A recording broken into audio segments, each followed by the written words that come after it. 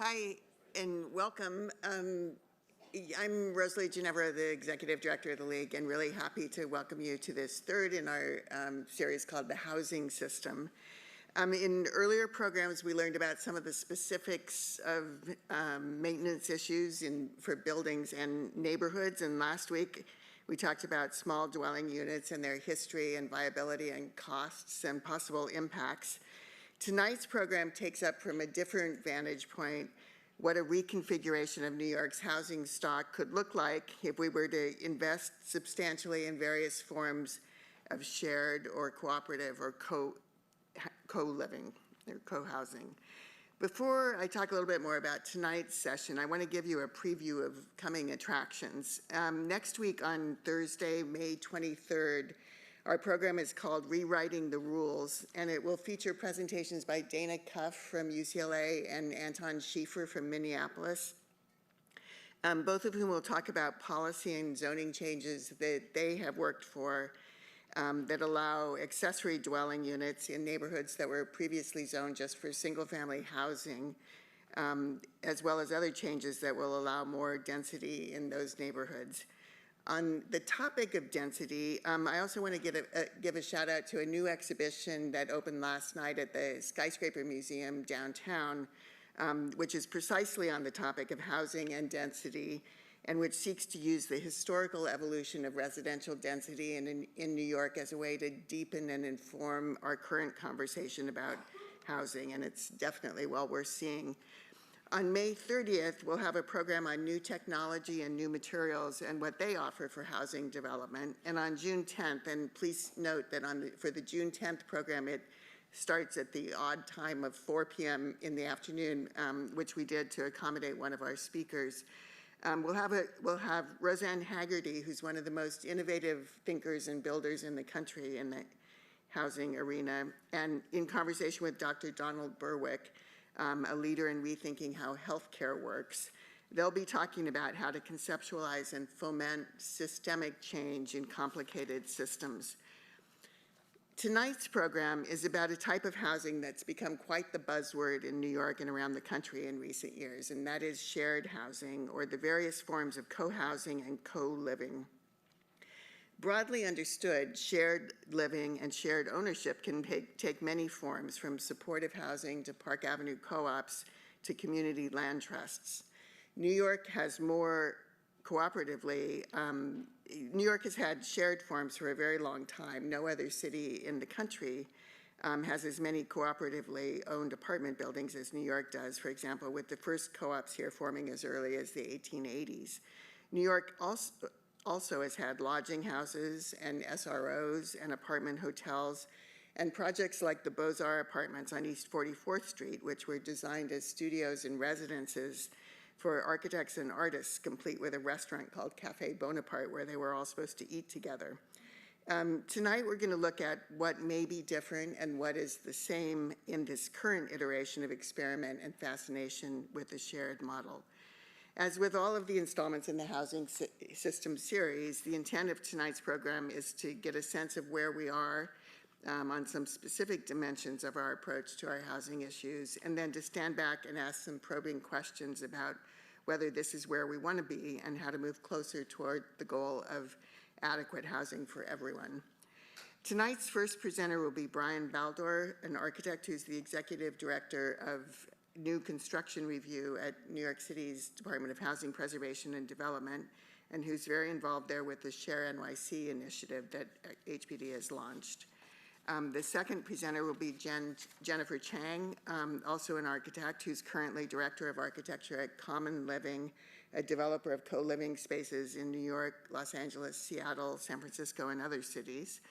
Then we'll have Jonathan Kirschenfeld, who too is an architect and who's long been involved in the design of supportive housing and other housing and public building typologies. Jonathan's also the founder of the Institute for Public Architecture in New York. Following their presentations, Emily Schmidt, who's the Architectural League's manager of housing initiatives and a primary organizing intelligence behind this series, will join the presenters on stage for a discussion. So please join me in welcoming Brian Baldor.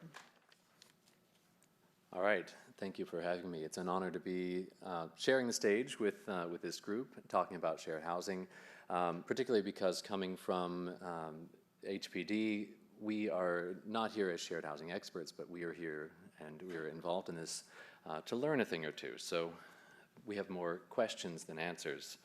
Hopefully that will resonate. As Emily said, I'm an architect, and I've been working with HPD for more than 10 years, ranging from in-house design to preservation and new construction. Increasingly, my work lies at the nexus of design and policy development.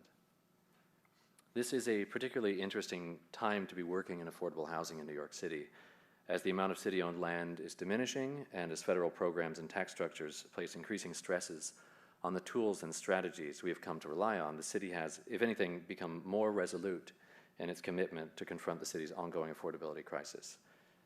Limited resources demand innovative solutions. In November of 2017, the city issued an update to the housing plan, Housing New York 2.0.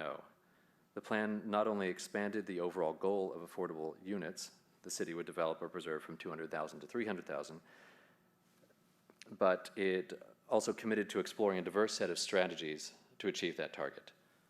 Some of these strategies are expansions of programs that are already familiar to anybody involved in affordable housing in New York City, including the Extremely Low and Low-Income Affordability, or ELA, Senior Affordable Rental Apartments, SARA, and supportive housing programs. Others are new solutions to perennial challenges, such as a project to develop narrow or unusual lots, initially envisioned as a tiny homes initiative, but which grew into the Big Ideas for Small Lots design competition, sponsored by HPD and AIA of New York, the finalists of which were just announced this past Tuesday, and the Basement Apartment Legalization Initiative, which is, the pilot of which is ongoing. So a number of diverse strategies that are being approached. And among them is what was originally envisioned as a mixed income micro program, a continuation of the agency's exploration into minimum design standards that resonates with the topics discussed here last week, for those of you who were here. And there's a direct lineage from the idea of micro units to the concept of shared housing, and that begins with an examination of efficiency and of the dwelling unit. We drew upon our experience with Carmel Place, which is a modular construction building designed by IN Architects, developed by Monadnock Construction, and the Actors Fund Housing Development Corporation.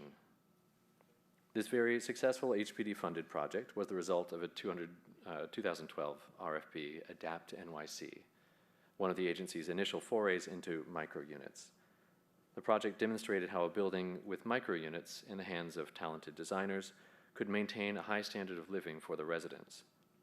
This pilot and the research underlying it resulted in changes to the zoning text regarding minimum unit sizes, and it also influenced my work developing the Hpd Design Guidelines for multifamily new construction and senior housing, which the guidelines of which set dimensional and spatial requirements that overlay zoning and code restrictions to establish the parameters of acceptable units for affordable housing.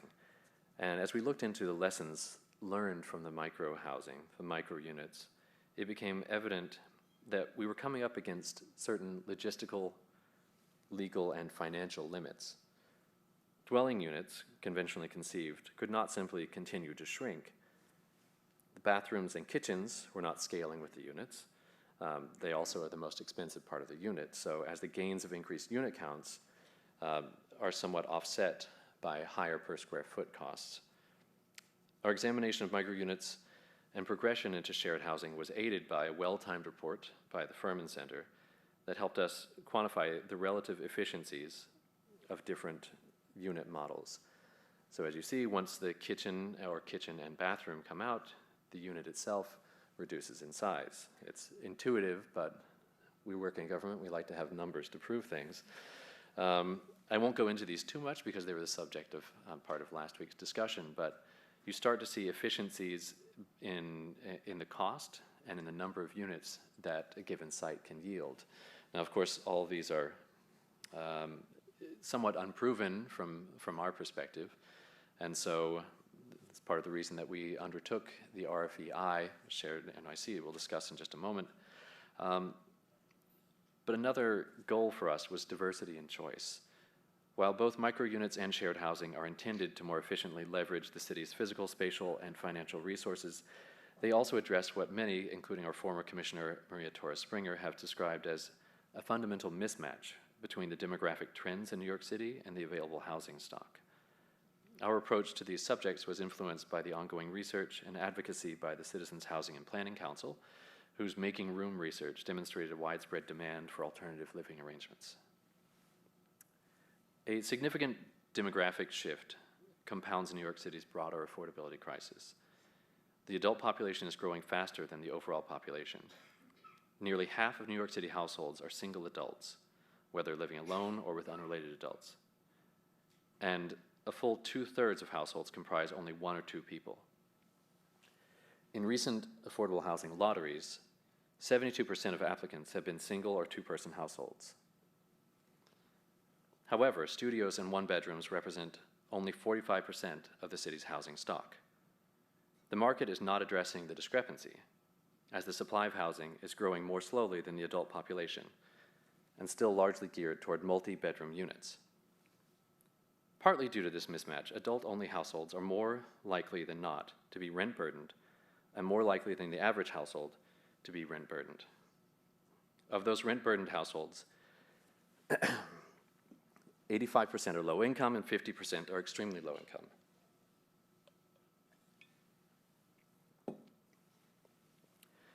We believe that there is a demand for a greater diversity of housing models. Moreover, shared housing is not new. It has a long history in New York and is very much intertwined with the growth of the city. At its peak, shared housing in New York housed millions of New Yorkers. From the large single-room occupancies of the Upper West Side to the iconic Chelsea Hotel, shared housing allowed people to establish a foothold in the city and provided a stable, affordable place to live. Historically, shared housing has provided critical, low-cost options for a variety of households. This option has slowly eroded, however, as SROs acquired a stigma that unjustifiably persists to today. Concerns that SROs were substandard resulted in some of the policies and practices that undermine the quality of this housing and underestimated the need that it filled and continues to fill today. Again, looking to Carmel Place, we also recognize that a part of what has drawn people to live in microunits has been a series of common amenities shared among the residents that effectively expand the living space beyond even what you would have in a conventional dwelling unit. In addition to having access to these facilities, residents also gain access to a community within their building beyond what is typical for a structure of this scale. Shared housing also offers the potential to expand the spaces of interaction within the units as well as in the building. As illustrated in this rendering, this is actually one of the selected big ideas for small lots projects, and it is a shared housing. So it's very much sort of in the zeitgeist. So last November, HPD issued ShareNYC, which is an RFEI and RFI geared toward exploring possible shared housing models. In it, we describe our legal jurisdiction to create rooming units and define shared housing units for our purposes, which refer to a portion of a multiple dwelling containing 2 or more rooming units with shared facilities to be used by rooming units. We're using ShareNYC to think through how shared housing can be reimagined and redesigned to provide new solutions to meet a diversity of housing needs. ShareNYC looks to harness the knowledge and expertise of community-based organizations, architects, urban designers and planners, developers, construction firms, and property managers to develop a new model of shared housing. Regarding its potential, we are looking at shared housing to help create a wider array of quality housing options at every income tier and in a range of neighborhoods to increase economic diversity, attract and maintain a diverse labor pool, and to increase household access to a wider array of neighborhoods and communities. For New Yorkers already living in de facto shared housing, formalizing such arrangements can provide safer, healthier, and more stable alternatives with greater legal protections. Increasing the supply of smaller units that better match demographic trends can additionally relieve pressure on the existing supply of larger units, which are increasingly being occupied by unrelated adults. There are, of course, challenges and considerations that make the development and operation of shared housing distinct from post-tenement, non-single room occupancy multiple dwellings. Most notable among them is high-quality design that enables comfortable living in small and shared spaces, and a detailed management plan that anticipates points of tension. So on design, we approach it with the idea that the configuration of housing units can take many forms depending on to what extent kitchens and bathrooms are shared and how private rooms are grouped and oriented toward one another. Design will be an important aspect to ensure that such spaces are carefully crafted to allow a range of public and private spaces. These designs will have their challenges. The absolute square footage of any given building is larger than the space that actually is rentable to tenants. Hallways, lobbies, mechanical space, and even the space between walls are all part of the gross square footage, but not the rentable square footage. And in order to offset decreased unit sizes, developers will likely wish to increase communal spaces outside of the unit, or the size of the shared communal spaces within the unit, which then could result in lower gross to net rentable square footage, thereby decreasing efficiency and reducing potential cost savings.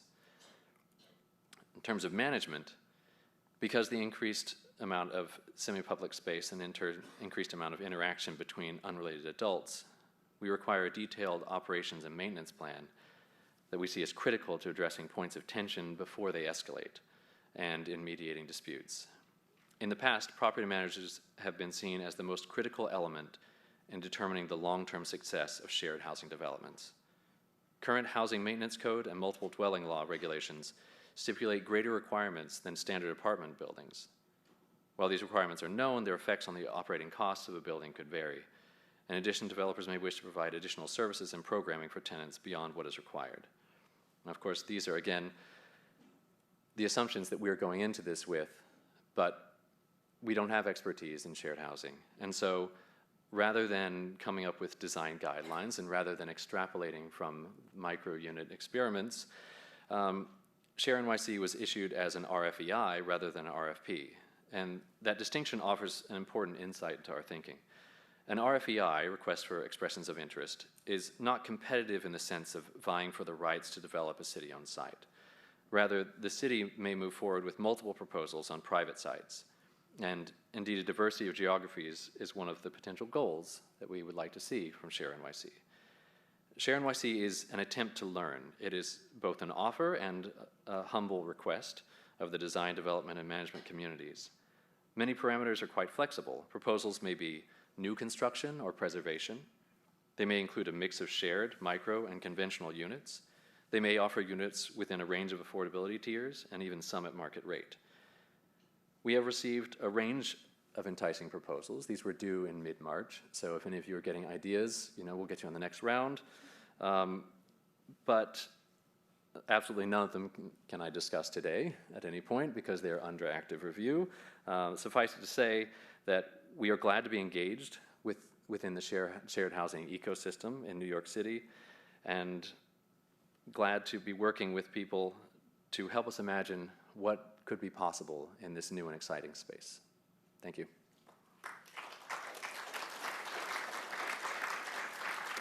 Hi, everyone. I'm Jenn Chang, and I'm the director of Common Living.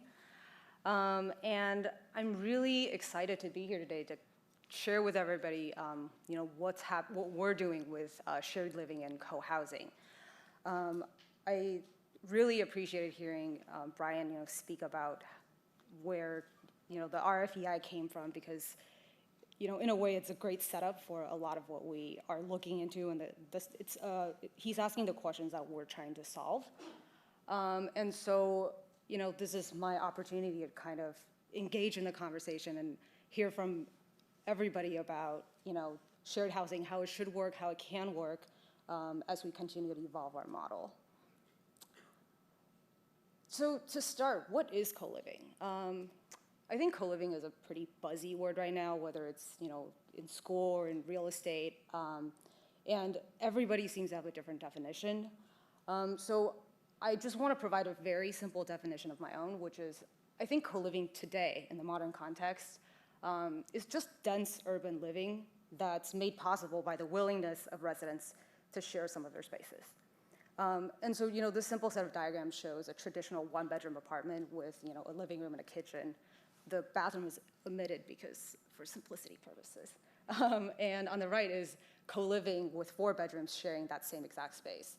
And, you get higher density and you achieve a different type of housing, and that's simply what it is. So the case for shared housing is quite strong, and I actually don't need to make it because this is the same data that Brian presented, except I drew the slide, so I'm actually on top of the chart. But 25% of New York City is already living in shared housing, and there's a great need for it, whether it's statistically or in the field. And that should be unsurprising to, I think, everybody in this room because while rents have been going up, I've been in the city for 10 years, and it's been, a steady increase. And this is actually nationally, rents increasing from 1960 to 2016. Real household income has actually remained fairly stagnant. And, anecdotally, I think when I graduated from grad school at 26 years old, I made a salary of what I thought was great. It was $50,000.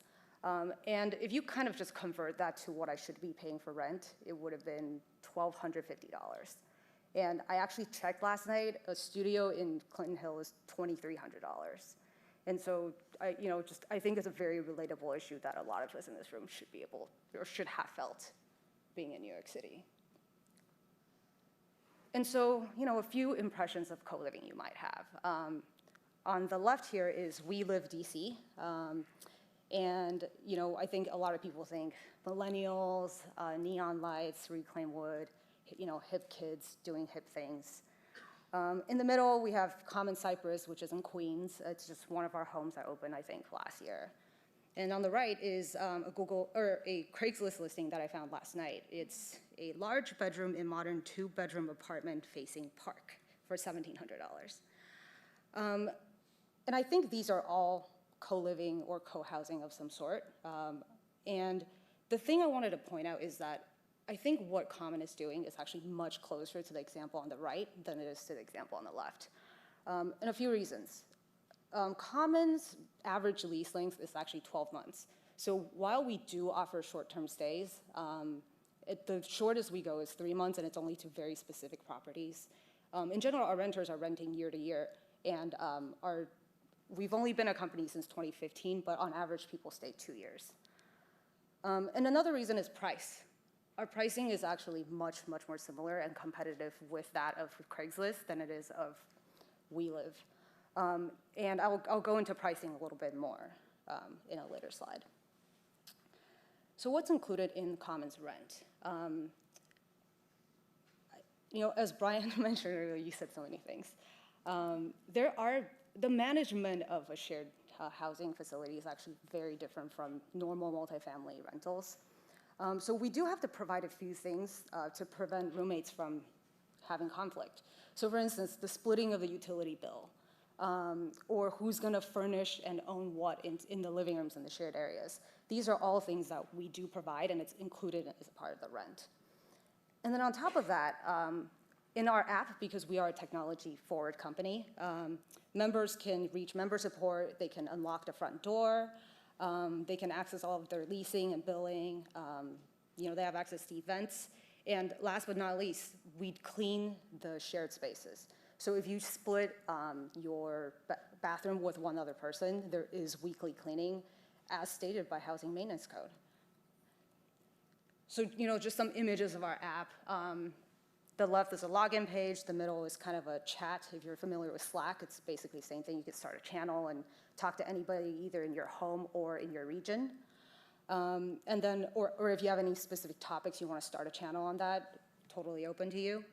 And then on the right is our events page. And on this page, people can submit events that they would like to host or they would like to see happen. And once it gets enough upvotes, Common will fund these events. And we also host some events of our own, but nobody wants to come to the landlord's party. So all of this stuff that we add, we are actually always lowering the rent by 20%, and that's kind of the way we underwrite all of our deals. No matter what city and what market, the first thing we look at when it comes to pricing is what's the market comp for a studio, and what does it look like at 20%. And so this is an example of in Bed-Stuy, where if you typically live in a traditional market rental, you add things like utilities, furniture in a monthly way. Common could accommodate all of that for under 20% of the base rate and then some more. So the fun part, architecture.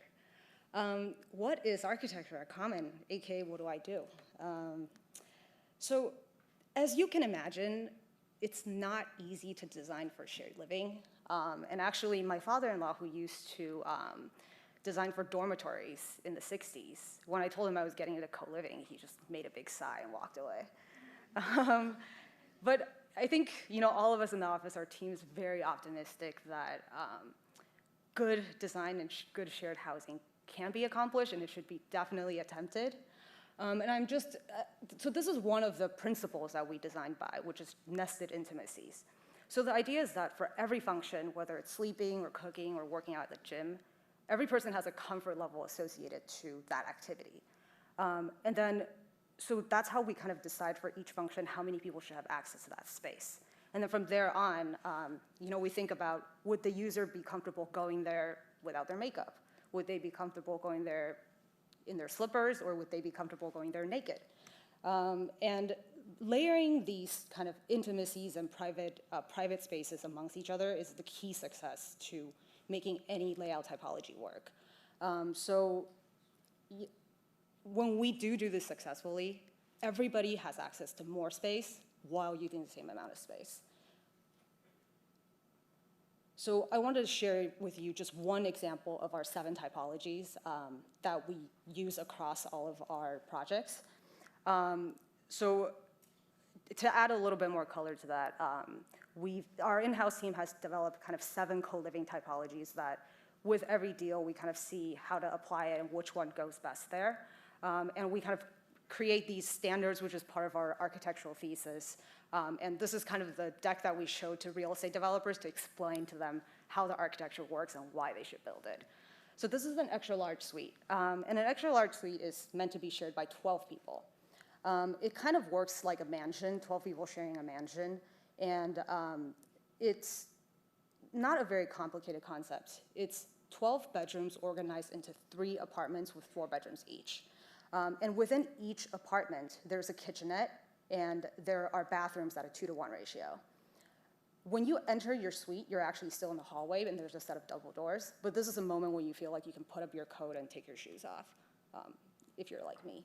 And all the activity, the community cooking, the large dining space, your lounging area kind of happens in this 700, 800 square foot space that access your living room and your main kitchen. And so to take you through the shared journey, our little guy with a backpack here, he would get his bedroom all to himself. And once he exits the bedroom door, he would share the bathroom with one other person within the apartment. He then shares, his laundry, his washer dryer, and a small kitchenette for maybe his cereal, whatnot, with four other people. And then within this extra large suite, he shares the big extra large kitchen and the extra large lounge with the 12 people. And of course, there's amenities in that home, where there's a gym, a yoga room, whatnot. And last but not least, he has access to the city because the savings of co-living has enabled him to live in a convenient location. And this is what a extra large kitchen looks like. This kitchen here is actually shared by, it's meant to be shared by 10 people. You'll notice that there's actually 2 dishwashers and 2 fridges and a lot of closed cabinetry. And behind each cabinetry, there's actually very precise labeling, which we typically don't do for 3-bedroom apartments. But when there's 10 people sharing a kitchen, you have to be a little bit more prescriptive about your design and your intentions. So to show you some more images of just what common homes look like,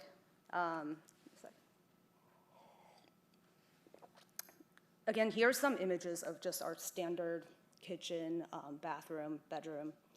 And I really want to point out that it's not luxury. There's no marble, that's Caesar stone. And there's really nothing fancy going on. It's subway tile. It's just good, solid housing. And we really believe that that's what lowercase affordable housing, should look like. It should be a great place to live. And this is more images, of our home in Queens. This is a railroad-style apartment. I think this particular unit is shared by 5 people. And some amenity spaces and outdoor spaces. So Common is quickly growing. The company started in 2015, and we started with brownstones in Brooklyn, and now we're seeing all sorts of building typologies.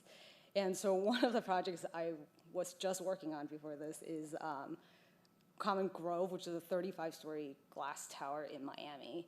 And the challenge really here is, how do you make co-living successful at every scale? And I think the way we look at it is that no matter the typology, we think of it as a fluid spatial protocol. So co-living really is an organizational method. It's not a specific architecture. And so here's some pictures of our Common homes. Common Millers in Los Angeles that just opened last year, and Terry in Seattle, which is actually full of micros, which I also actually think falls under the definition of co-living. And some more pictures of our homes in New Orleans, LA, Philadelphia. And I think we are, in our portfolio, we're in 16 cities right now. And really just to bring it back to my previous point, in every single one of these cities, we're underwriting projects at 20% of the comparable studio rate, which means that there is the demand for the similar type of housing in every city. And this is by far my favorite slide because I think this explains what I do on a day-to-day basis at Common. So we design through a feedback loop. The solid bubble is design, and the other bubbles are all the other departments at Common. And we have a lot of data, being a technology-driven company. So when we design, we hear from the end user. So if somebody doesn't like a closet, they will call us and tell us, and that's not very fun for a designer sometimes. But we can study member satisfaction, we can look at exit interviews, look at things like vacancy duration, and kind of proactively take these metrics, analyze them, and feed it back into design.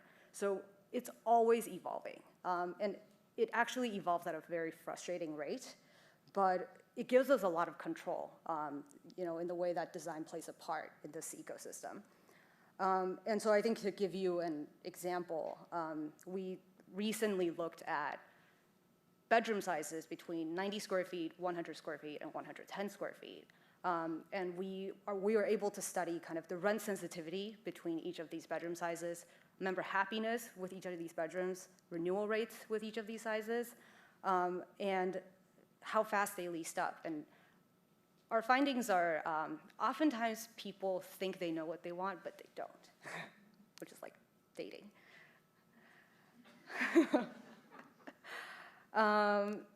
So to speak a little bit about affordability and demand, and notice here it's like lowercase affordability. I don't know if a lot of us in this room have all worked on luxury rental projects as I have in the past. We certainly do see them going up all over the place, and a lot of front page news on Curbed.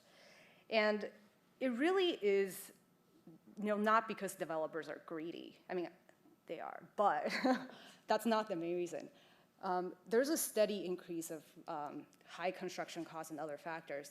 And so, when it comes to co-living, the biggest challenge that we see from deal to deal, it's actually not regulation or can we do this, can we do that.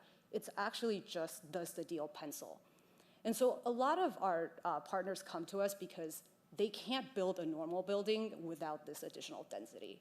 The deal doesn't pencil out. And so if we run the numbers with our model and it doesn't work out, they have to just let go of the site or build luxury. And so, I think having this thesis of we think there's demand for shared housing out there versus actually seeing it is actually very incredible.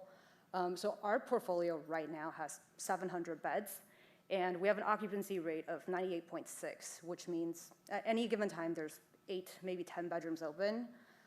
We receive on average 3,000 applications a week. And this is data, I took this data yesterday, and it's across all of our, I think, 7 or 6 markets. And I think this goes back to the point that, again, Brian made earlier. I don't think shared housing is the solution for all. I don't think it's meant to be, everybody and their mothers should live in shared housing. That's certainly not the case. But I think it's a great option for those who are willing to share. And from what we see, a lot of people really are willing to share. So, as architects, I think what's really, really cool is we hold one of the key components to successful shared living. We are the balancers of density, and we have control of increasing the renter experience or increasing profits and balancing between the two. And with good design, I really think we can do both, and we have been able to do both. And with that, we can leverage less space with just simply designing better. And back in March, I was late at the office until midnight every night because we were putting together a proposal for ShareNYC. And in the image here, you see a Slavic family sharing a meal in an SRO, I think back in the 1930s? 1912, sorry.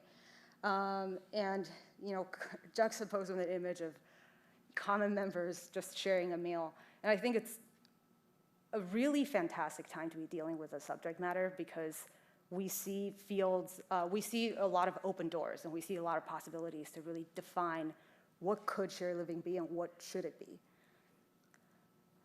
And on top of that, my team has actually done several research projects on the side about how to extend the model of shared living onto different demographics. And so kin is one of them. We decided to look, about a year ago, we decided to look into shared living for young families. And it's a particularly interesting subject because young families have a much stronger need for community and for general support than the typical common member, than the single person looking for housing.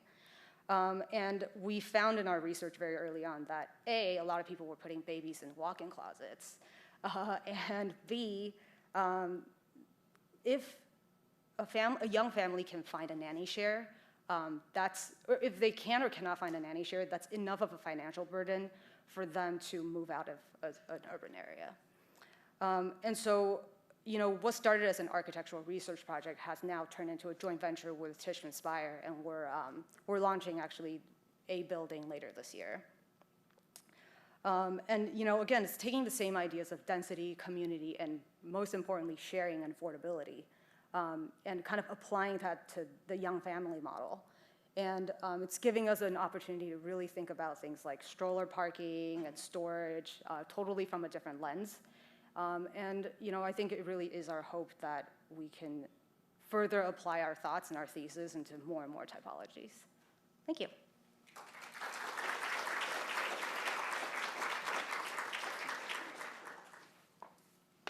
Hi, everybody.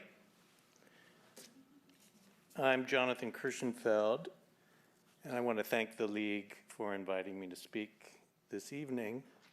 And I'm also very pleased to be presenting in this Aldo Rossi Theater, which I'm proud to say I was in the Rossi office in the New York section while this was being designed, and I had a very small part in designing it, but it's a pleasure to be here. It's a beautiful space.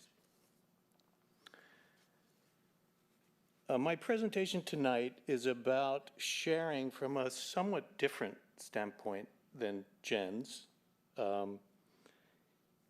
in that it involves a very different demographic. And it's about the Bronx, and according to the census tract, the Bronx is at present the poorest district in the nation. At the same time, I'd like to point out that sharing in the Bronx has a rich history, and especially so in the 1920s and 30s, when social housing experiments were in full bloom, conceived and developed by trade unions, and labor groups, philanthropic institutions, pension funds, limited equity cooperatives, and the like, and yes, the US government. And these explored innovative ways of sharing within housing that still stand as relevant models today. So I plan to show very quickly 3 related approaches to shared housing that I've been involved in. The first, Jonathan Kirschenfeld, architect, is my practice.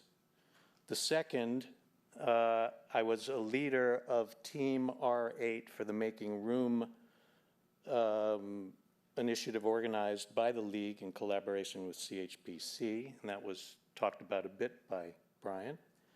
And the third is my role as a team member of a little mathematic formula. You're not having to memorize it. There will not be a test. R8 divided by 2, which is half of the R8 team, times South Bronx Unite, we've got a couple South Bronx Uniters in the audience today, equals SHP. Now, I know you never took a course in this, but that is Shared Housing Partnership, which is the unity of our architect and our client, South Bronx Unite. So first, I'm going to talk about what we do in my firm. These are 6 supportive housing buildings that our firm designed for a variety of not-for-profit clients, all on irregular or remnant sites. These are the cracks and the crevices that were left for not-for-profit developers because they seemed unbuildable and very difficult, and obviously they cost less, which is why not-for-profit clients like mine can afford them. For those unfamiliar with supportive housing, this is a hybrid housing type composed of 300 square foot studio units, more or less, each with full kitchen and bath, and sharing a set of communal spaces. Multi-purpose room with training kitchen, exercise room, library, laundry, offices for counseling and job training for their formerly homeless tenants. So, looking at these, I think one way to understand the architectural intent was these are 6 buildings. We did them in, I think, a period of 4 years, very, very small staff, by the way. And each has the same DNA, but like a family, each brother and sister is a little different from the other. So you'll see that there are things that bind these projects together.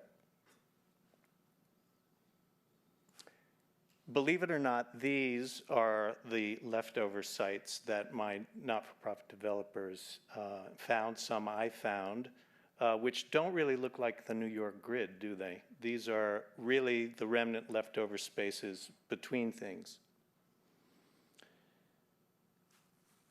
Our buildings, which are very, very dense as a housing type, are shoehorned into these sites, and while those amenities of the shared amenities that I mentioned before, the ones that are really most important to us are the outdoor rooms, the courtyards, the gardens, the social spaces that create a sense of community in the building.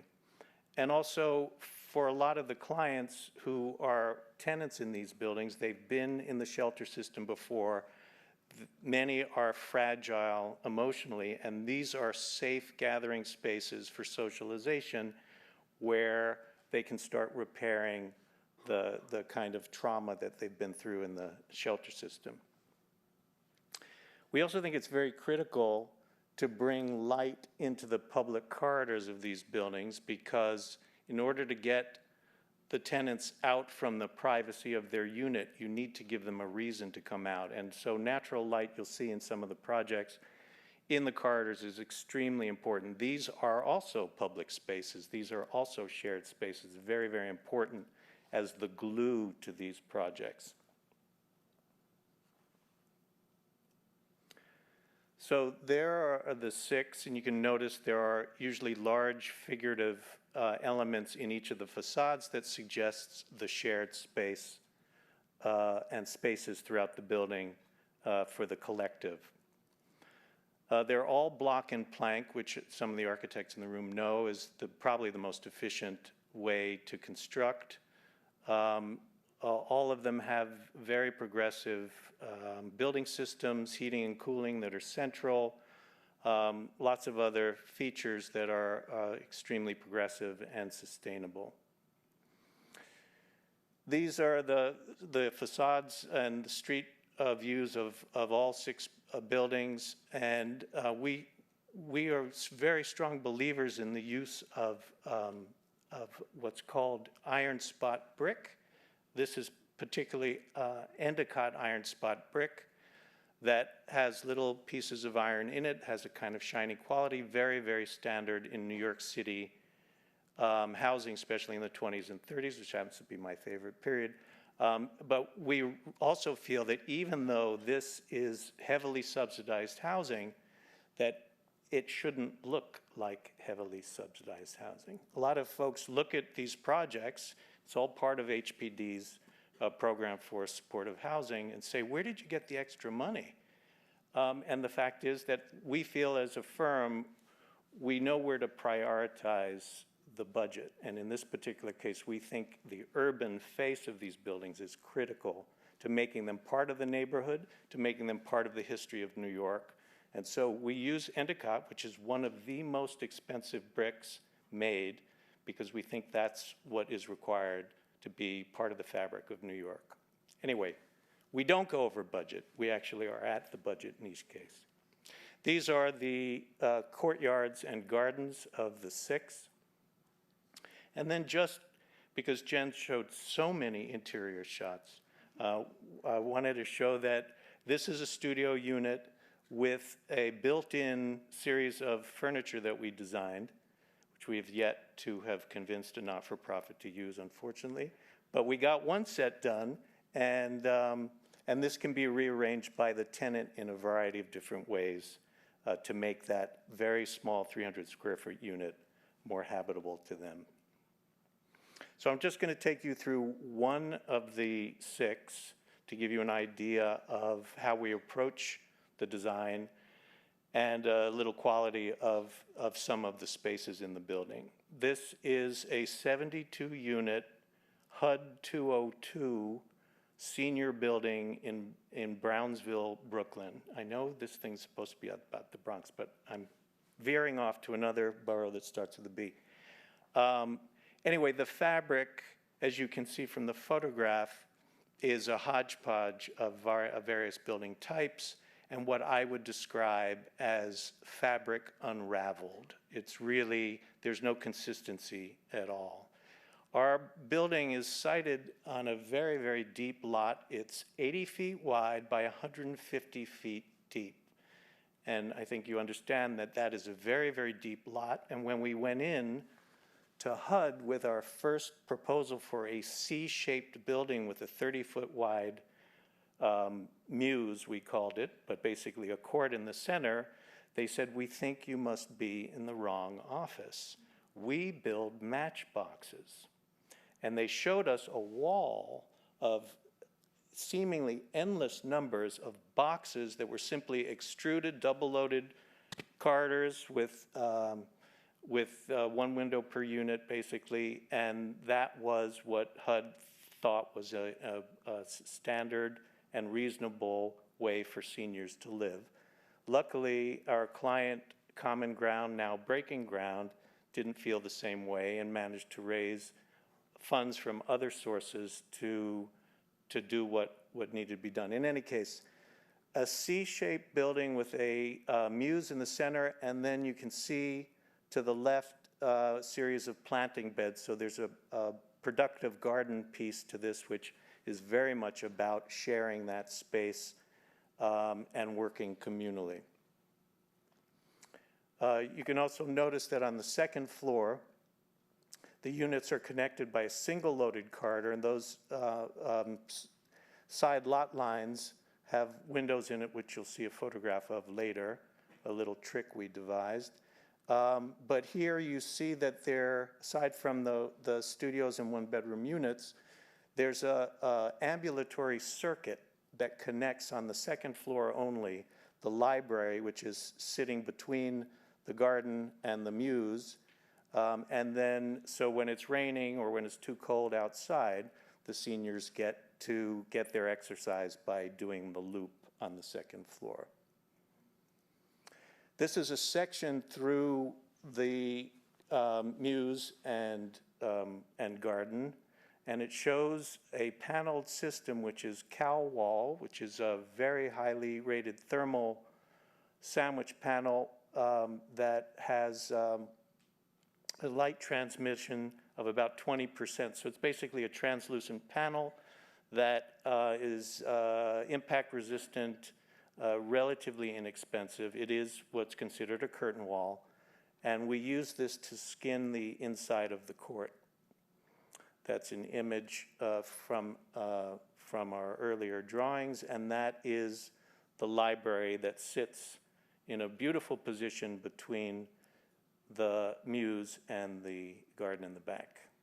And you can see the checkerboard is one of our tropes. We love mixing large patterns in our building.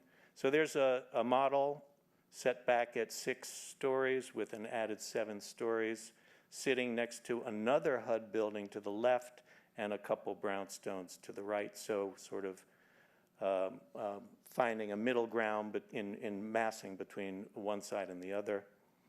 That is from the rear. That is the building completed. You can see on the side wall a series of slots. Those are the windows where we borrow light from the side lot line, which is absolutely legal, but a little hard to do. It took us a little longer to convince the building department that that was the right thing to do, but we have sprinkler heads where we need them, and you'll see what that does for the project in general. That's the facade. There's the Endicott Norman-sized iron spot. And, you know, in general, we don't like making too much of a fuss about changing colors. We really just change patterns. So you have stack bond, running bond, and Flemish bond on the facade with very inexpensive grading for south-facing shade.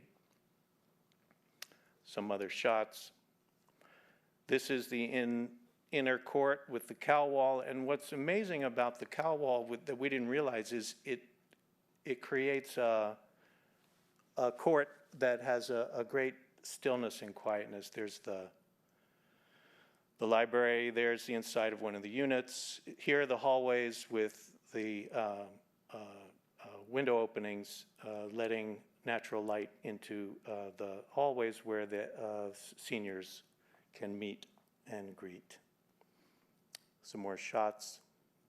And then finally, the finished, furnished mews and library. Supposedly they show movies from that library on summer days, and that's another shared space. There are folks working in the garden, and seems to be an extremely successful communal activity. So moving on to making room, pleasures of density, single and shared, shouting out to Suzanne Schindler and Margaret Tobin, who are in the audience. And this was a joint effort through the efforts of CHPC and the League. And we basically were proposing expanded housing options, single and shared units in dense mid-rise buildings on the Grand Concourse. And this is a map of R8, the mid-rise zoning district, and we chose the Grand Concourse. There's a shot of 1905 of the concourse. This was a place where folks from the Lower East Side moved up to middle-class housing. In the Bronx, same view in 2011, and you'll see that's an 11-lane concourse that hasn't changed much in that period of time. We thought the first thing to do in this particular case was to change the space of the Grand Concourse into a green swath of public space in the middle 5 lanes, similar to Allen Avenue. There's no reason why Allen Avenue can have a bike lane and barbecue pits and Grand Concourse couldn't. So if there's anyone from DOT in the audience, this really should be done. We chose 4 sites. There's the sites. They're all 1-story buildings. We greened the concourse. We have a mixed building, the flex, the duplex, and the SRO redux. Notice they all end in an X. That's for the Bronx. Roof gardens on all buildings. And again, so you're right here looking at new shared space that all of the 4 buildings align to. Here's a section through the mix that shows the connection to the Grand Concourse, obviously transportation, and an inner courtyard, roof gardens. This is the mix of duplex studios, the single and the loft, public spaces that are mixed into the building. The studio we're talking about, and then you can grill Margaret, she's in the audience, as to whether these numbers still hold now. This is 2011. The studio 750, the single 450, the loft where you can move your little loft bed around, and then the duplex at 800. The flex, again, I'll go through these very quickly. The idea is it's Upper West Side apartment with lots of bedrooms that could be shared in different ways, 2 kitchens and several bathrooms. Different groups can gather, change, the bedroom switch back and forth. So it's a housing type that allows for growth and extension in the future without having to move apartments. The duplex we'll save for later. The SR Redux, though, I was talking to Brian before, I think this is another housing typology that really deserves to be looked at. This is a through-block courtyard building with public space at the ground and basically a single loaded corridor that is composed of a zone of single bedrooms, a single plus, which is a shared bathroom scenario, and then finally a very large hallway that is similar to any of the places you'd go to now with your laptops, and that's where people work, talk, and make deals. So there's somebody in the private, and then again in the public space of the hallway. So this work led Michael Kimmelman to write a very nice article about making room and about the supportive housing work that we've been doing. And this really pushed the DCP and Amanda Burden to give me a call and other architects involved in making room, brought us into the Department of City Planning and picked our brains. And then fast forward to 2012, and this is something Brian also mentioned, the city launches the micro unit RFP. And so my sense is that the Making Room initiative really pushed the city to reevaluate policy and zoning. So fast forward to 2016, this is zoning for quality and affordability, more changes that kind of push the city to change the code and zoning issues that were hampering making apartments that really connected with the way people lived. Last fast forward, and finally getting to Mott Haven, this is a new initiative that was launched based on ShareNYC. We didn't quite get our piece into you guys. I'm sorry about it, but we're going to figure out a way to come visit you in any case. These are 4 sites in Mott Haven, which we did infill in a similar manner, but kind of refined some of the issues of sharing. And so that article and ShareNYC were really the prompt for the work for R8 divided by 2. And the real focus for us was finding a different financial model for creating this kind of housing. And we were attracted to South Bronx Unite because they're working on a community land trust for Mott Haven. And this, we feel, may be the one way to make housing that is truly affordable and continually affordable, and to prevent gentrification and displacement from occurring, meaning the community takes control of the land. So just a quick down and dirty, somewhat depressing set of statistics about Mott Haven.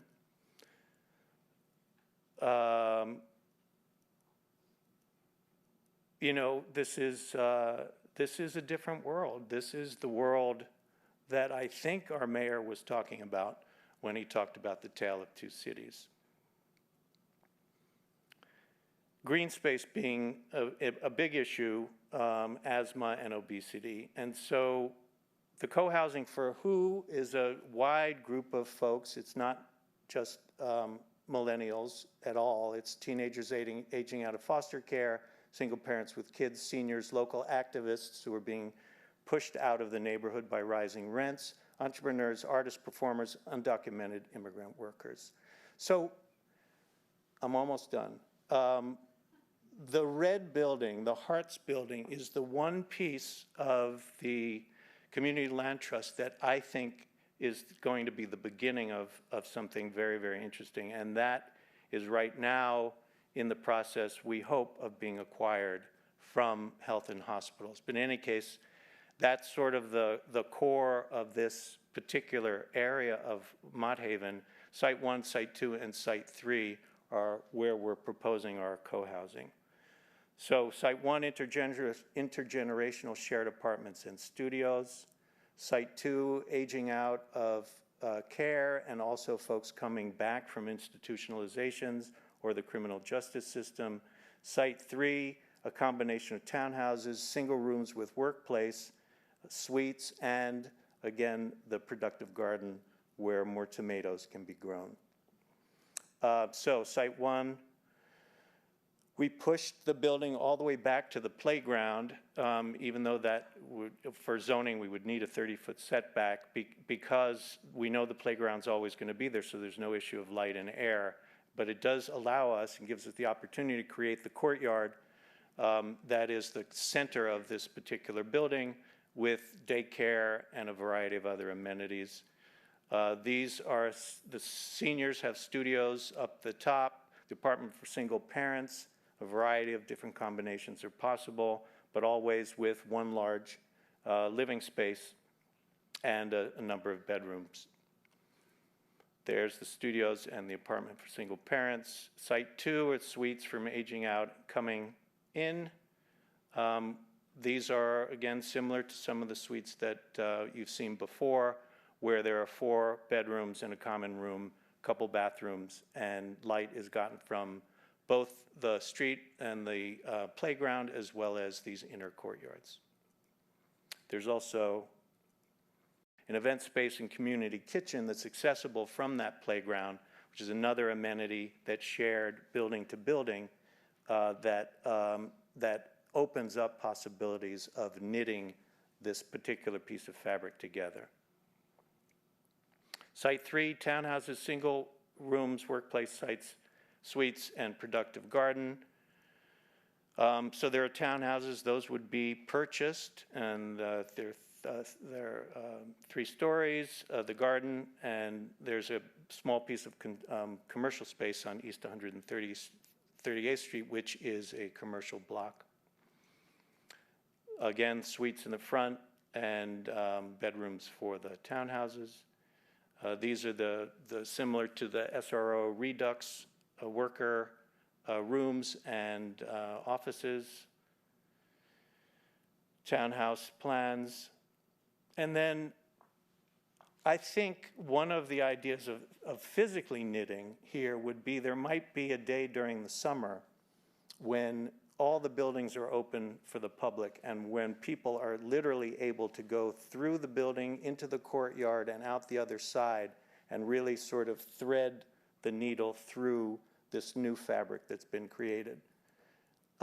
So there are some massing studies. These are still very much in the proposal stage, but we hope to push this forward soon. And I just want to leave you with this slide: shared housing and shared equity, whether financial or sweat. So this isn't a model where folks get their rooms cleaned. This is a model where everybody in the building has a role. If it's to be affordable, it has to be a communal effort. I'm not saying it's going to be easy, but the idea is here people put in sweat, or they purchase one of the townhouses, which cannot be sold at a speculative rate. It has to be sold at a small increment of what it was purchased for, so that it continues to flow into the system of affordable housing. I really think this is something that we should all discuss. It's a very, very interesting model of then turning the control not to speculative developers, but to communities to determine how they want to be housed. Thank you.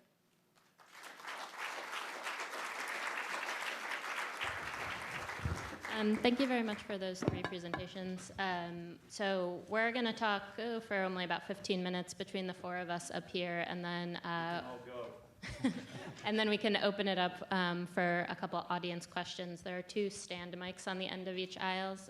So when I give you the signal, anyone who would like to ask a question, please come down. So I actually want to pick up the conversation where Jonathan left off with this idea of what is affordable in shared housing.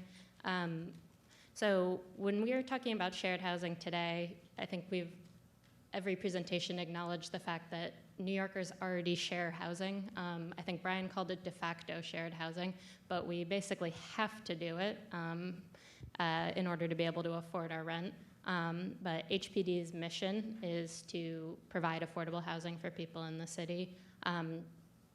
Jen was suggesting that Common offers up an alternative based on the comparable studio apartment in a neighborhood, and Jonathan was talking about sort of a different model of affordable and thinking about how to reach sort of the lower end of the market and really also building equity through that sharing. So I would just like to hear a little bit more on sort of from each of you, what do you mean by affordable when you talk about it? Affordable for whom? And Brian, if you can speculate a little bit in what the city's thinking about in terms of shared housing, what does affordable mean to the public? I can talk about affordability. It's something that's come up before. And obviously the city and HUD have very formal definitions of affordability based on the area median income, and you have income tiers, and there's a lottery system, and we anticipate all of that would apply to our shared housing.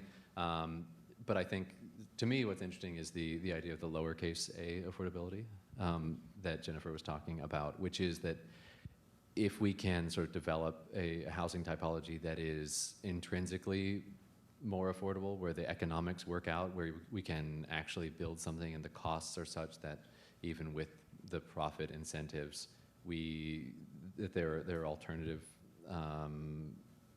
non-officially affordable units that just cost less and that address a need. I think that is critical because we're sort of pulling out all the stops in the agency, doing everything we can think of, given the pipelines that we have, given the volume caps on funding, given the sort of limited spatial resources and financial resources, doing, I think, a tremendous amount. But obviously the demand continues to grow. It's an affordability crisis, and I think that, in spite of all our efforts, we still rely on the market to provide most of the housing, right? And so if that can be affordable in a way, if the new housing typology can help make that happen, along with other tools, I think ownership and investment through sweat equity as well as financial investment on individuals potentially is part of that mix. But yeah, I think that's critical. There's a different way to think about affordability, I think, and I think Mott Haven is a great example. Moncho and Libertad are, I think, here in the audience.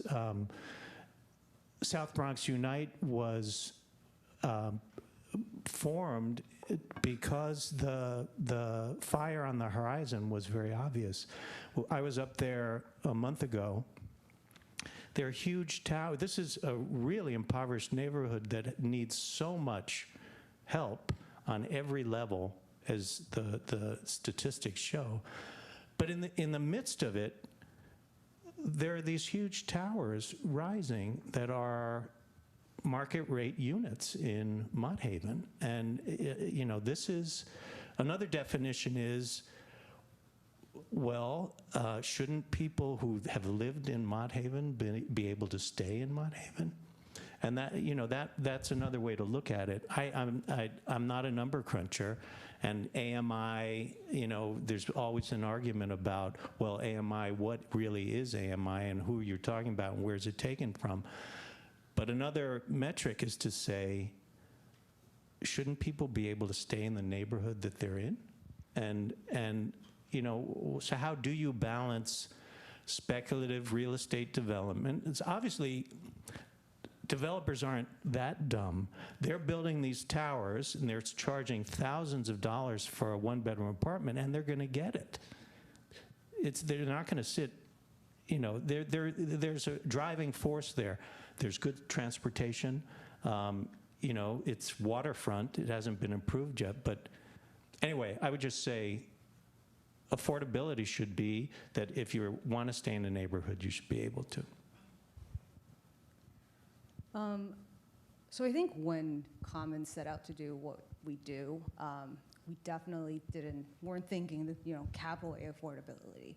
I don't think we were thinking, oh, you know, we're gonna solve the global housing crisis. We're gonna really address affordability across all these cities. And I think the starting mission really was to, you know, our founder observed that his last startup was General Assembly, which is a trade school for coding.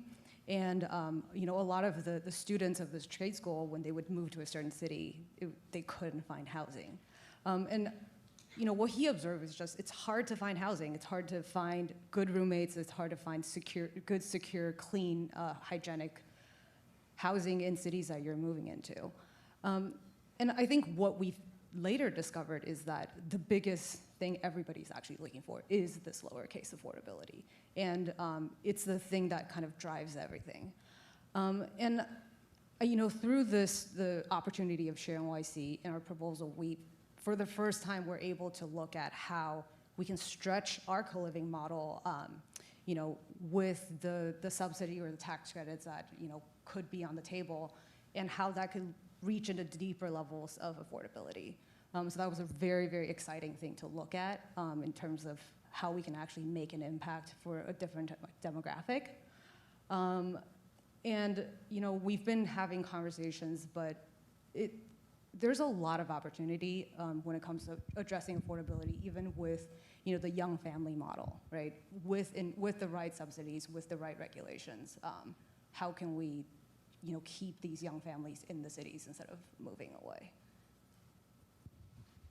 So you all discussed in your presentations sort of New York's long history of intentional shared living, whether it was the Chelsea Hotel and SROs, whether it was the history of cooperatives, either from the labor unions, you know, and Co-op City in the Bronx is the largest cooperative community in the country, or the rooming houses that Jen mentioned.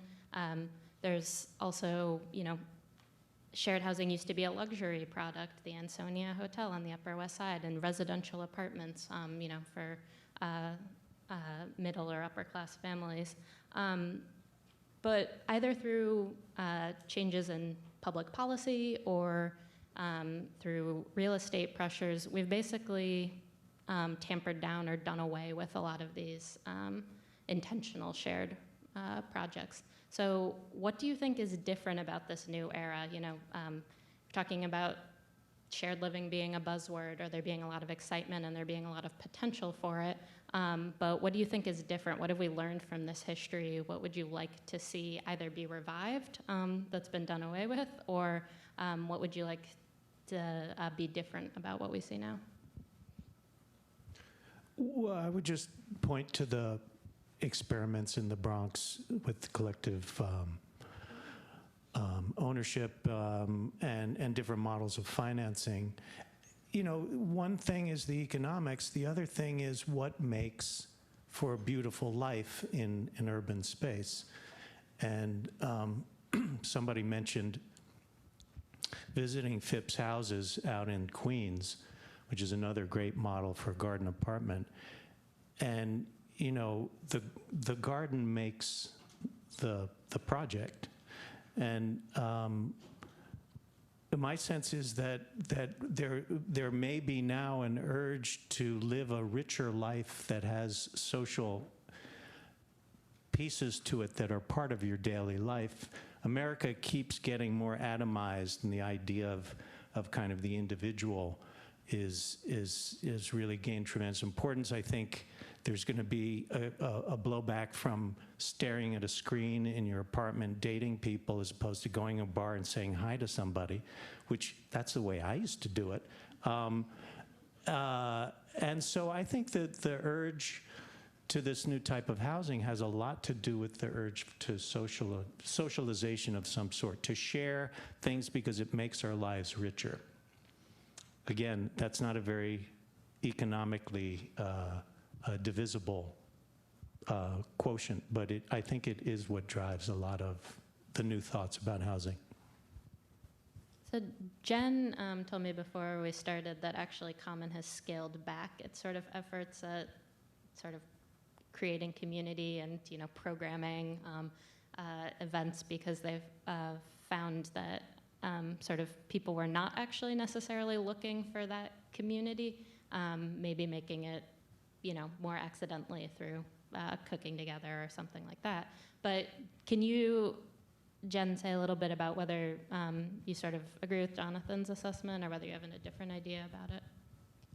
With the assessment about about community, or? Yeah, the pleasures of living in an urban life and not being isolated. I think people today, in general, they value access over ownership. And, you know, I think a lot of people are getting married later, and the way that they come to the city to enjoy life is, in a way, very similar to why SROs existed in New York. It's workforce housing, right? And, you know, community definitely plays a big part. I think there's a very interesting statistic that says, I think 65% of people are 65% more likely to stay in any apartment if they know their immediate neighbors. And so I think no matter how, you know, anonymous living in New York City might feel like, community definitely plays a big part in, you know, keeping us grounded and giving us the roots that we need. The thing that I was saying to you earlier is that, you know, when we started, you know, a big co-living company, we originally envisioned, we went very heavy on the marketing of community, right? Come live here and we will provide you with community. And we found out that's, you know, not the case. And as I mentioned, nobody wants to come to the landlord's party. And so it's not that we've dialed back the community aspect, it's more that we've realized organic community is actually much, much, much more powerful than planned community by a third party. And so, you know, it goes back to how does operations management, but even in a way marketing, like setting that expectation. How do you foster people to care about each other and to form those communities that they can use to support themselves?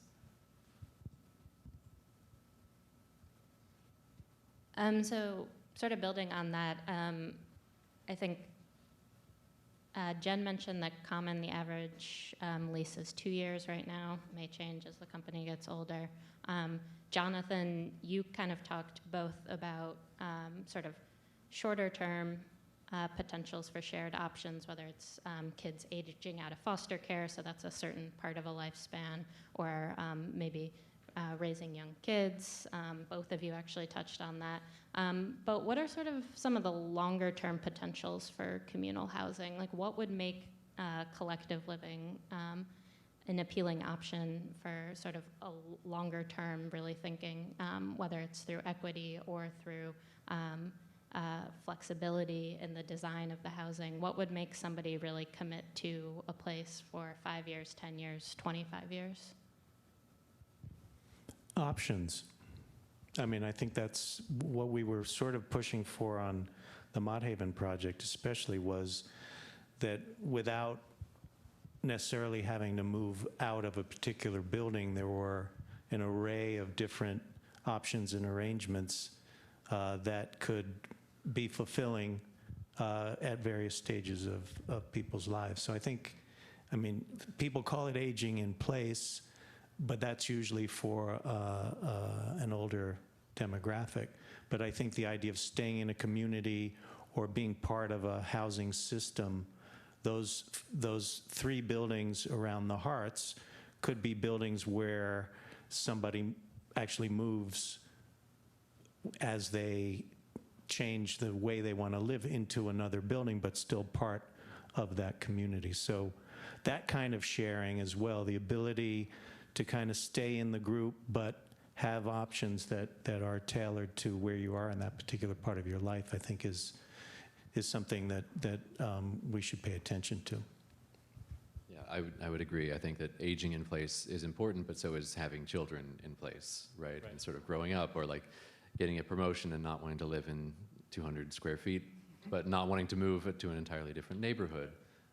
That the options within a development would be great, within a neighborhood are sort of critical. Yeah, and you want that diversity as well. Like, you don't want to move to a place where everybody is living in similar situations to you necessarily. Most people who choose an urban life do so because they appreciate that diversity, right? And so, you know, for better or for worse, that diversity is reflected in our living situations often, that, you know, you may have to live in a shoebox for a while. I think most people in this room probably have. And, you know, it's certainly not stigmatized in New York the way that it might be elsewhere. You know, shoeboxes are great. It can be very charming. But, right, you don't necessarily want to do that forever. You still want to be around the shoeboxes. There's something nice about, you know, this is not official HPD policy. This is anecdotal as a resident of the city. Do you have a shoebox? Yeah, it's going in the next design standards. They're gonna be Jen, did you have anything that you wanted to add to that part, or talk about the families at all? Or I mean, I briefly introduced the idea, and I think that, of course, is one way to, you know, extend the idea of sharing to people who, you know, can build communities, and frankly, they need it. You know, we do get a lot of, you know, random inbound inquiries about the potential of co-living. And one very random one I can think of is this company reached out and asked us if we were interested in building co-generational co-housing, intergenerational co-housing. And we said, this wouldn't work. And they said, no, it's already working. And they showed us their portfolio. And it turns out they're primarily Indian American communities, and they build co-generational communities, and everybody lives together, and they have super happy, you know, numbers. And it was just a very interesting proposal to see how, you know, in America today, we can find different pockets of housing based on people's different types of willingness. So I think, you know, your answer about, you know, having options is really the key here. Okay, I'm going to ask one last question based on that having options comment, and then, as I said, we'll open it up for just a couple questions if anyone has one. But asking you to dream a little bit, what sort of would be your most progressive or radical notion of what collective living could be? To throw out one example, I've been really intrigued lately by the idea of kitchenless living, which is something that the scholar Dolores Hayden has written a lot about, as sort of a feminist notion of removing the work of cooking from the individual house. And it's an idea that's gotten a lot of great in-depth research from an architect named Anna Pujaner lately. So thinking about sort of collective living as like a feminist tradition and an idea that could really radically change our sort of notion of family structure. What would your sort of radical notions of collective living be, whether it's around childcare or working or intergenerational communities or whatever else it might be? I think intergenerational housing is crazy. My parents would be very happy if that could happen more, but it seems very difficult to achieve today.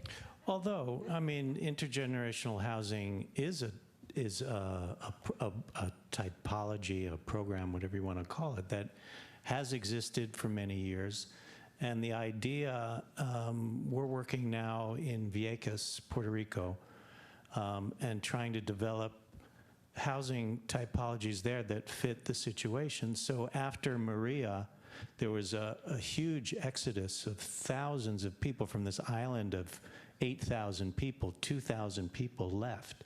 The ones who left were young, able-bodied folks who understood that the destruction wrought by Maria and the coming climate change was not spelling a very bright future for them. But what they did was they left behind their elders who are struggling now on the island with basically making do without having someone to help around. So we were trying to at least imagine a radical housing type there, which would mix elderly with young families, daycare with senior care, medical services, et cetera. So I think, you know, a working family leaves, they have a couple kids, is an elderly person who has been, you know, trained to then take care of the kids. This is stuff that happens day to day in any case. But in this particular case, it would be, you know, a mix of two populations that you can't quite see together, but on the other hand, you can see that the seniors would really enjoy taking care of the kids really enjoy having an elder to talk to. So I think that probably is the radical future of collective living. The most radical solution to the housing crisis that I can think of is greater income equality. It has nothing to do with architecture or housing, but would sort of help in, you know, help us bypass all the sort of tricks we're trying and trying to find ways around, you know, sort of advanced capitalism. But otherwise, architecturally speaking, probably, you know, this is an idea that people float all the time, which is the idea of actually flexible spaces, so the idea of growing in place where they can be sort of recalibrated. I mean, there's all kinds of building code and issues, but where you have movable partitions, where you have rooms that can be joined and expanded so that you can sort of invest more in a place. And along those lines, you know, a sort of radical idea would be units that are not entirely finished. In other countries, you rent an apartment and it doesn't have a kitchen, right? And you just bring all your own things, which seems crazy to us. But this is completely normal elsewhere. The idea that you could, you know, again, trying to get around and find ways to you know, working within the system we have to develop something more affordably where somebody could move in, where it's incredibly minimal, and then you can slowly kind of build up. You know, with that, you'd want to have some kind of a guarantee that once you invest in a place that you have some longevity. But you know, it doesn't fit into any of our models. Income equality is also not Hpd policy, just again for the record. But, well, I mean, it's not, anyway, it's not, I'm just talking. Yeah, that's my answer. All right, we'll send an email to your boss tomorrow. This is being video recorded, so yeah, there we go. Would anyone like to pose a question? We ask for accessibility reasons that you use the mic. Yeah. Come on, Michael, get to the mic. Well, I have a question, but I first want to make a statement. Co-living does work.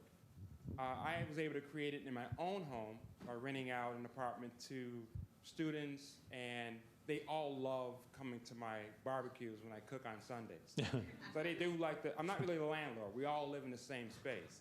But I do want to... No, it's good. Okay, good. I do want to mention one thing, or ask Jen a question. If the occupants of your building felt more ownership in that space, rather than a transient individual having to move to another space maybe every year or 2 years, don't you think you probably would have maybe a different social response from that experience each of them are taking on? And I'm saying that or asking that because one of the things we are trying to do in our community is making sure that community owns the space collectively. And that gives a sense of not being able to be displaced or being transient, but also sharing that experience of social interaction that human beings as animals really need, because we're pack animals, right? We need to feel each other and feel that space. So what do you think about that ownership model maybe potentially being something you can do in your common? I think that is a fantastic suggestion. I totally agree with the statement. Having more ownership just makes a community better because everybody can personally invest, whether it's sweat or work or just taking care of something. And I think we do observe that at Common just from at a very micro level between a 23-year-old in a dorm unit versus a Common member. People take care of their stuff a lot more than we had initially expected. And I do want to kind of add to that, which is to say, from what we've seen, one really, I guess, frustrating thing for the designer is that for co-living to be successful, it takes about 1/3 design, 1/3 good management, and then the other third of just, I don't know what it is. And it's just people being people. And it's probably more than 1/3. And so how do you kind of set up a structure to encourage people to take more ownership? I think that's a very good question and something that I think about a lot. Hi, this question is for Brian.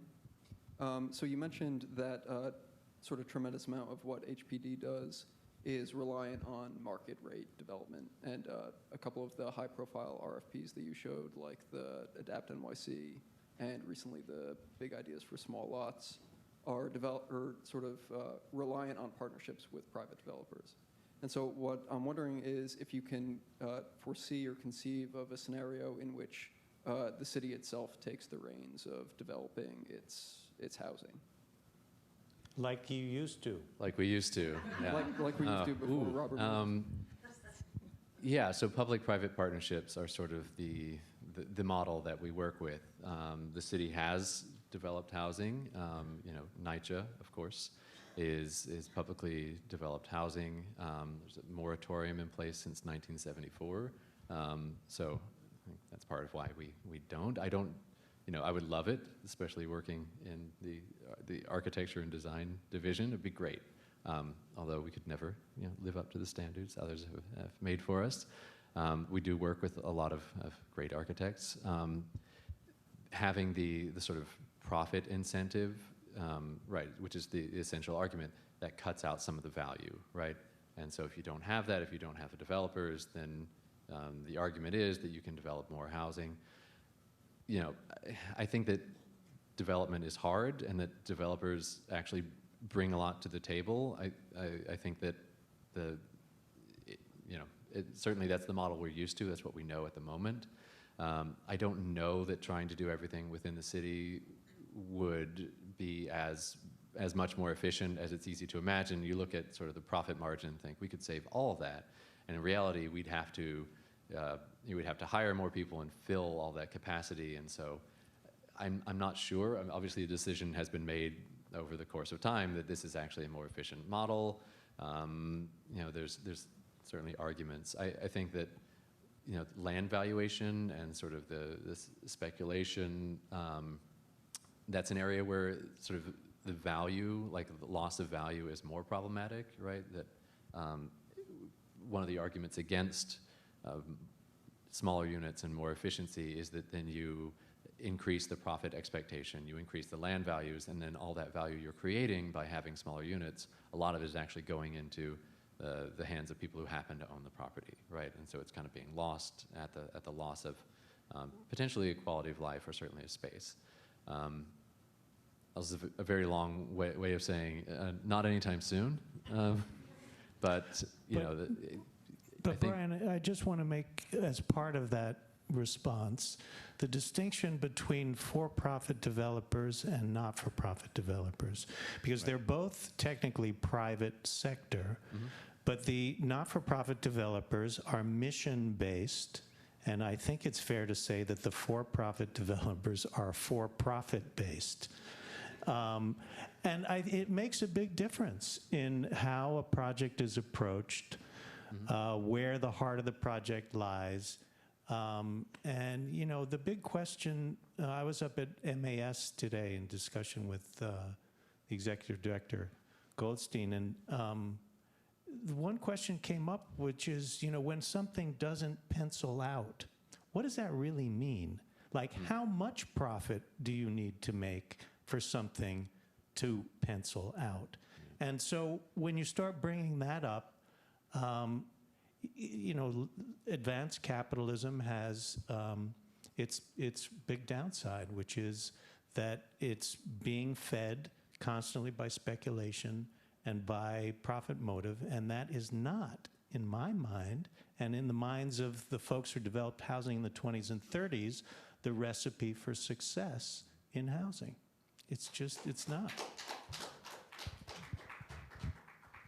All right, well, I think perhaps we've decided that sharing is mostly good and late capitalism is definitely bad. Early capitalism was so much better, right? Yeah, exactly. Thank you all so much for coming out tonight. I hope you enjoy the rest of your evening.